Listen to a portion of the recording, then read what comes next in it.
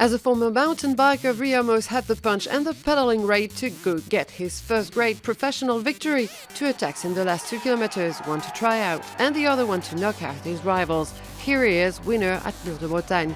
The story is nice. Not so long ago he was unemployed. He was proved right to persevere.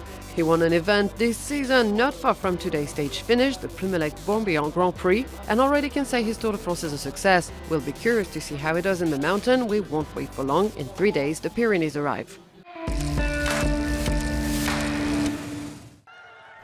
4 years ago at Mûr-de-Bretagne, Cadel Evans made a last effort to cross the line ahead of his rivals. This stage had its road in the final victory of the Australian. It should give some ideas to some of this year's big guns, unless a group of raiders gets an advantage at the foot of Mûr.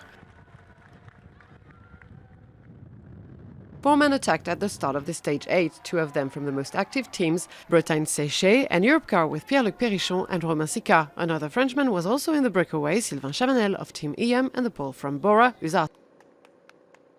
The gap over the peloton climbed to a little over 3 minutes, never more, as the pack kept monitoring the time difference.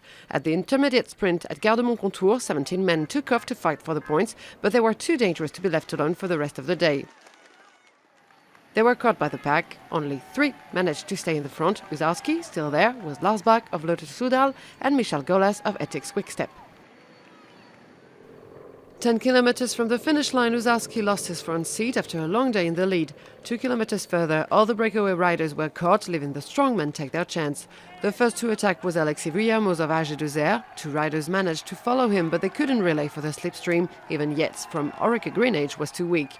But Froome brought the peloton back 1 kilometer to the arrival. After a little observation, VUILLERMOZ attacked again and finished alone to clinch his first Grand Tour success. Daniel Martin was the only one who escaped the yellow jersey group to take the second place. Then Valverde and Sagan crossed the line in front of the other favourites.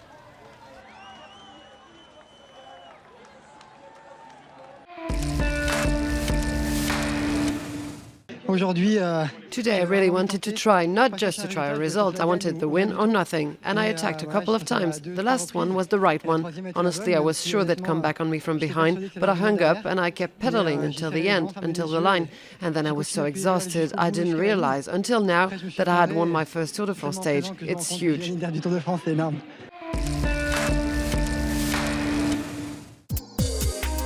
VUILLERMOZ, the former mountain bike champion, clinches his first Tour de France stage success. The AG2R La Mondiale rider ends 5 seconds ahead of Dan Martin. Valverde completes the podium in the same time as most of the favourites, Contador or Froome.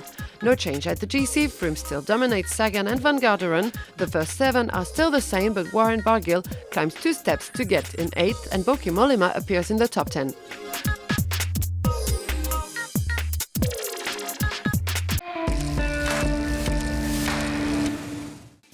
We've spent 2 days in Brittany and tomorrow we'll stay there, leaving Vannes towards Plumelec for a 28-kilometer team time trial. A straight line, but the profile won't be so flat, with an uphill finish at 6.2% on 1.7 kilometer. Here's a look at the prettiest areas we met today.